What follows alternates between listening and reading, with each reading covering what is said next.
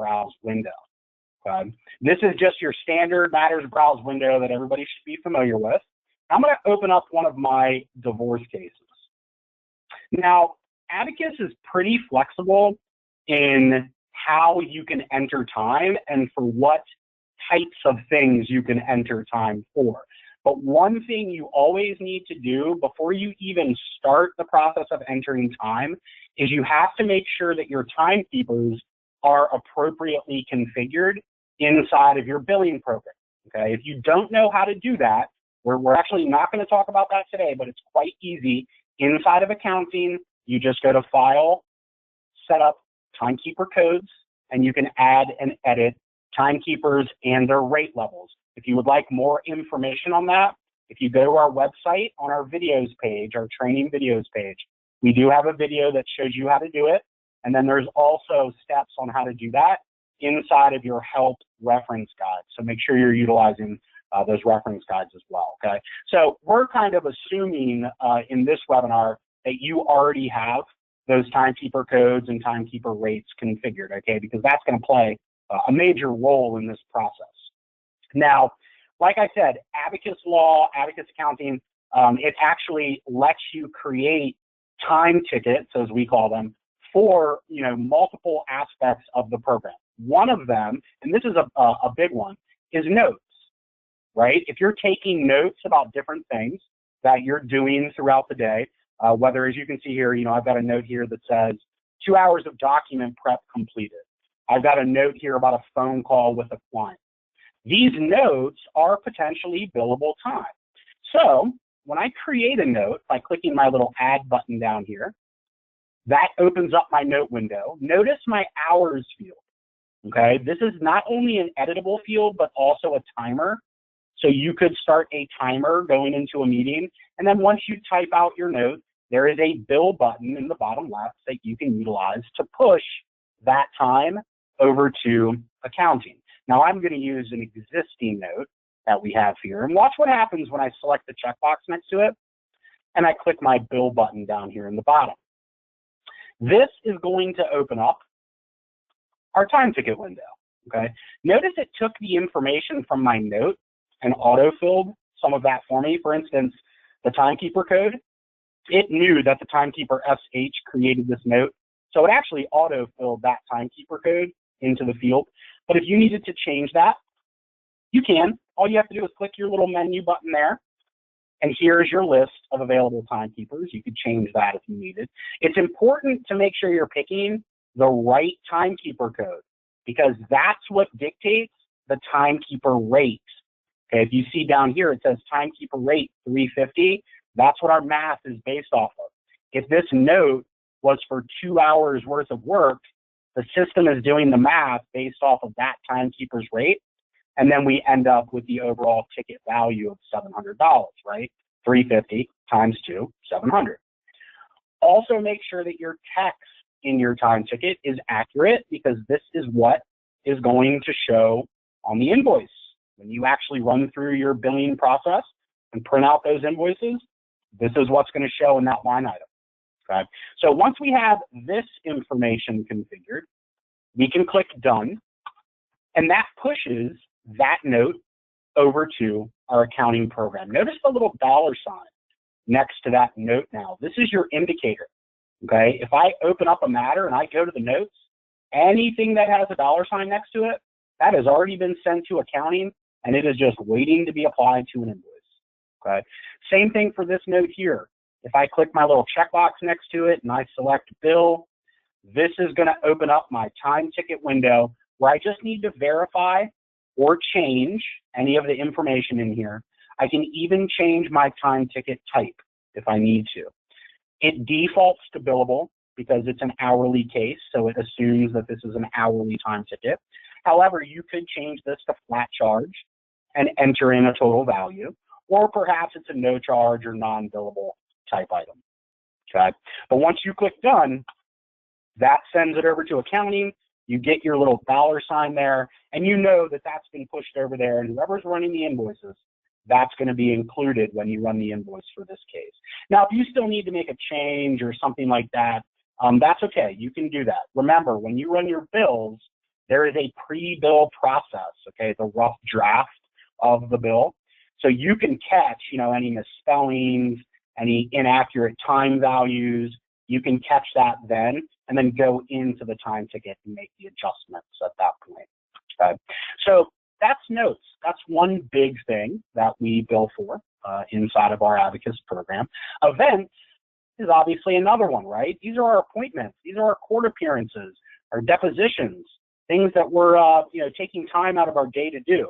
So here's an appointment right here. If I were to click this checkbox next to that appointment, or even if I were to just double click on this and open up the event, okay, notice I've got a bill button right here. Okay, I can bill right from there. I can click the checkbox and bill from here. Or if I want to, I can actually go on my calendar, find that appointment, and I can right click and bill from there. Okay, either way, it's going to get you the end result either way. And that end result is similar to our note. We click our bill button, and again, we get our time ticket window. Okay, and this is our chance to look. Do we have the right timekeeper in here? Do we have the right amount of time? Is our text accurate? Does our rate and our value look accurate? And do we have the right time ticket type in play? But once we click done, now it's in accounting. There's our dollar sign. Don't forget about documents and emails, okay?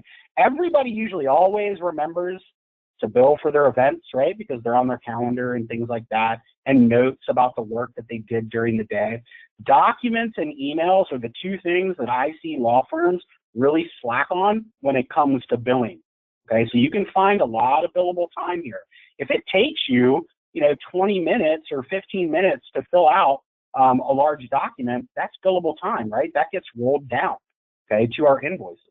Or if you're reading documents that you're linking to your cases, that's billable time. So assuming that you are linking those documents to your cases, which you should be, if you do not do that, I strongly advise you to start linking files and folders to your cases. But once you're doing that process, you can bill for them, okay? Same concept as our events and as our notes. We just click our little checkbox, we select bill, okay? And that starts our little time ticket window, okay? Now, I'm going to not bill this just because I know I don't have a code for it, and that's okay. Emails, same concept, okay? I know that everybody is linking emails because that's one of my favorite features in the program. Incoming and outgoing emails, make sure you are linking them to your cases because those are billable. Not only are they billable, but it's nice to have your emails all in one central location inside of the program so that you don't have to bounce around to 3 different applications to get your info, right? We want to have everything right here in our matter record. So if we're billing for an email that we've either received and took time to read or an email that we have drafted ourselves that we are sending out, we can do that here, okay? We select bill, same thing happens, right? We get our time ticket window, we make sure our timekeeper code is correct, we make sure our hours value is correct. Obviously, we want to put something in here, right? If it took us 30 minutes to draft this, let's put some time in here for that, okay? And then it also puts in the subject line of the actual email itself. So you would want to make sure you put in something that's descriptive, right? Because remember, this is going to show on the invoice. So you don't want to put in something here that the client isn't going to understand. So make sure you put in something descriptive there. And then once you click done, same thing. There's our dollar sign, okay? So notes, events, docs, emails, those 4 items are the most prominent items that people bill for inside of Abacus, okay? Now you can access this, you don't have to go into the case to create a note, okay? Keep that in mind. You can click your little notes button here on the top toolbar, especially if this is like a phone call or something like that, and that's going to open up your note timer. You still have the ability to type out your note, put in your matter that the note is relating to, and select bill, okay? This is great for phone calls. If a client calls in, the call gets transferred to you, and you spend 20 minutes on the phone with this client, make sure you log a note about that. So not only are you logging it in the matter itself, but you also have the ability to bill for that, okay? Everything's potentially billable, right? So you can access that there. And then like I said previously, when it comes to those calendar events, you can do it straight from the calendar as well, okay? If you open up an event, there is a bill button. This one has already been billed. So notice it says rebill. In case this was a reoccurring event or something like that, it allows me to rebill it, okay? Or you can always right-click and bill directly from the right-click menu, all right? So another thing I do want to point out, because we get a lot of questions sometimes about, how can I view my time? How can I view the things that I've done? There's a couple different ways you can do it. It really depends if you want to do it from a case-by-case perspective, or if you're just looking for like an overall, blanket information on what you've done. So if you're doing it from a matter perspective, like you want to see, all the time tickets or time in general that is for a specific case. If we open up that case, we'll stick with our divorce case here. A very useful button that I always try and tell people about when we do our training is this accounting drop-down button on your matter screen. If you select that, look at the different categories that you can actually access from within Abacus Law. I can click this button here that says Browse Time Tickets, and that's going to open up my time tickets, okay, that I've done for this particular case. Okay, if I need to see additional information about it, I can just open up that time ticket just by double-clicking on it, okay, and that'll open it up for me. So this is a useful button here for a couple different reasons. I invite you to look at that and check out the accounting summary, the accounting details, billing activity, very handy. Another way that you can do this underneath Tools, okay, you do have a Browse Time Tickets option, and notice you can break it down by interval. I can say I just want to see today, or maybe I want to see this week or last week, whatever it may be, okay? So I can select my today option, and here are all those time tickets that I've done today. Actually, technically this is all time tickets for my firm, because notice I did not specify a timekeeper, okay? So if you want to see just yours, make sure you are specifying your appropriate timekeeper when you click that little button there. This button, I always call this the caret. I don't know what the actual name is for that, but make sure you're selecting the appropriate time ticket there, okay? Now, we do have the time ticks button here on the very top toolbar, and you are more than welcome to use that. What it opens up originally when you first click on it is it actually opens up that same time ticket browse window.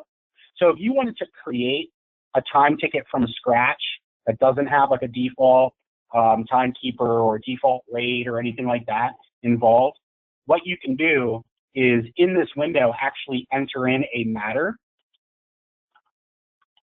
Sorry, I had that open on my other screen there. You can enter in a matter, okay? And then if you click Add, it will open up a completely blank time ticket where you could put in your timekeeper code, manually enter in your hours, and then put in the text about what this is. Don't forget about your timers too, okay? If you're going into a meeting, maybe you open up a blank time ticket, put in your timekeeper code, and just start your timer, right? And then that will actually keep track, okay? Then once you're done, you're just doing the same thing that you would normally do, when you create a time ticket, whether it's from notes, events, docs, or emails. Verify that your information is correct, click your done button, and that's going to push everything over to accounting, okay? And that's basically going to be it for today. So that's the general overview of how we do this. So again, just a quick recap. We're usually going to be inside of our case, and we're probably going to be billing for some sort of item, like a note, an event, a doc, or an email. When we bill for that item, it's going to open up our time ticket window, and we'll be able to modify, save, edit, and push that item over to the accounting program so that it can be applied to an invoice. So that being said, we will go ahead and open it up to questions. Let's see, Kaylee, I will let you take a look at that if you can see those there. and let me know any questions and read those out to me? Sure. Jim Creenan asks, why do events and notes now get billed without seeing the time ticket, while documents and email open up the time ticket for editing? I'm not sure I'm following you there. Are you saying that something different is occurring when you generate a time ticket for a note as opposed to an email or a document? I'll tell you what, if you could, Kaylee, if you could just jot down that person's name, I will contact them after the meeting, and I'll get some clarification on the question, and we'll get that figured out. Of course. Next question. 1 second.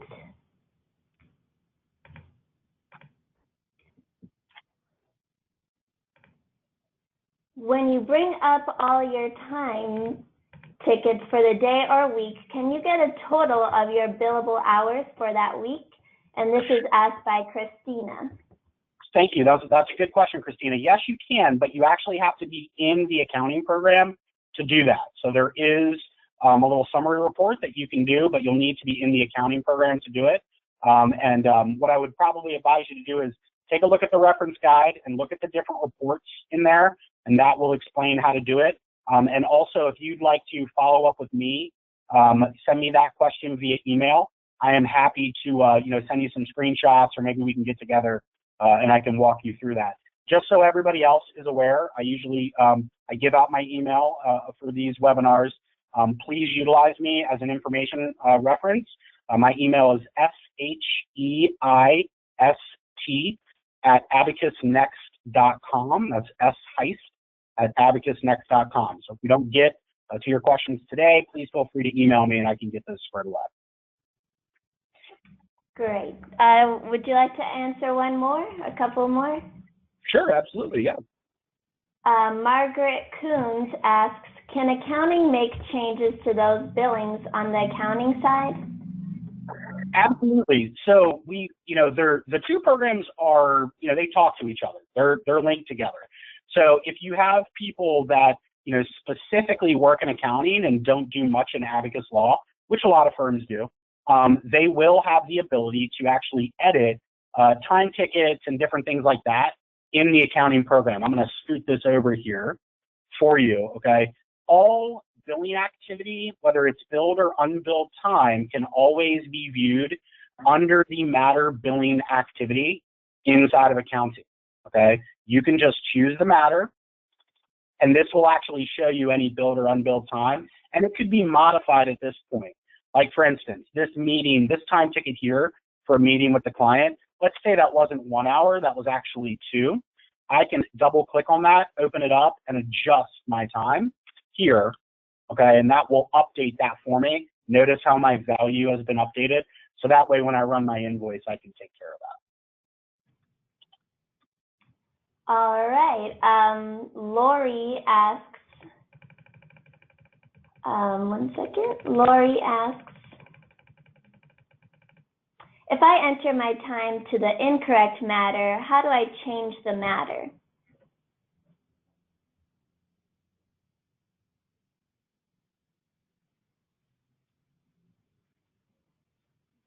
Can you hear me? Yeah, sorry about that. I was on mute. Happens all the time. Oh. So yeah, you can. Usually if you go into that time ticket, you're able to actually transfer it. But what I would suggest doing is, obviously you always want to make sure that you're double checking your time tickets, okay, before you click that bill button, just to make sure, because what it's going to do is it's really going to save you from correction work that you have to do when it's time to run your invoices. So what a lot of people will do is they'll just delete that and create, a new one in the correct matter.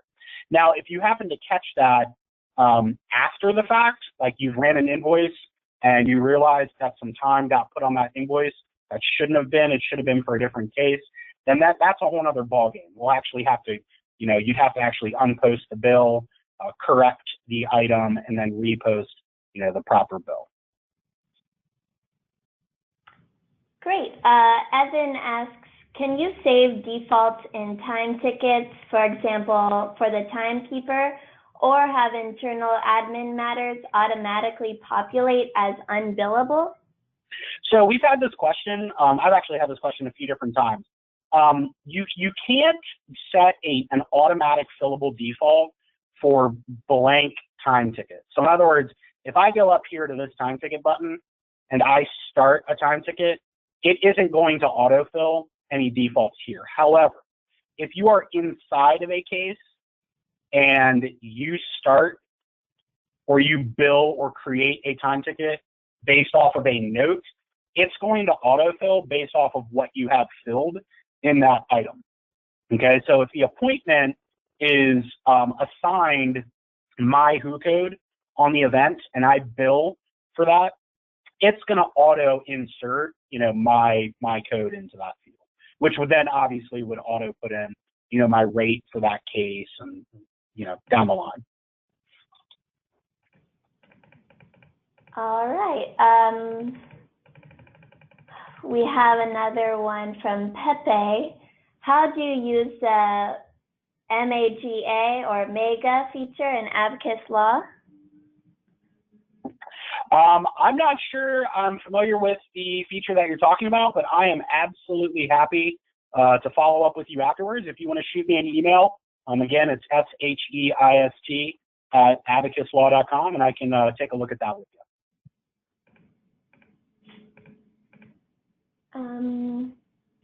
Another one from Lori. I have tried to edit my time and it will not allow me to change the matter number.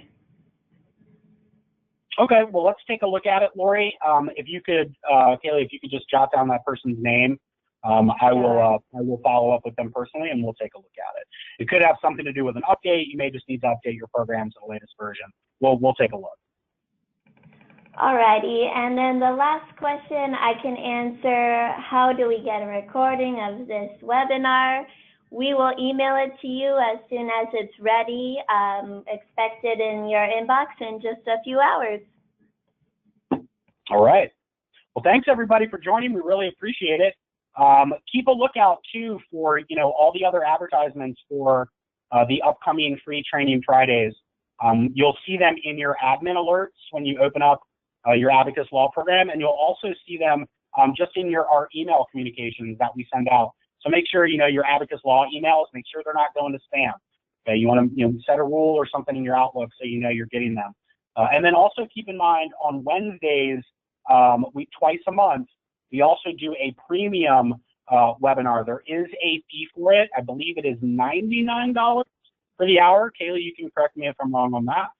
But we dive deeper into some more advanced popular features, and it's actually for an hour. Okay. So thanks everybody for joining. Thank you, Scott. Have a great day, everybody. Bye-bye. Bye.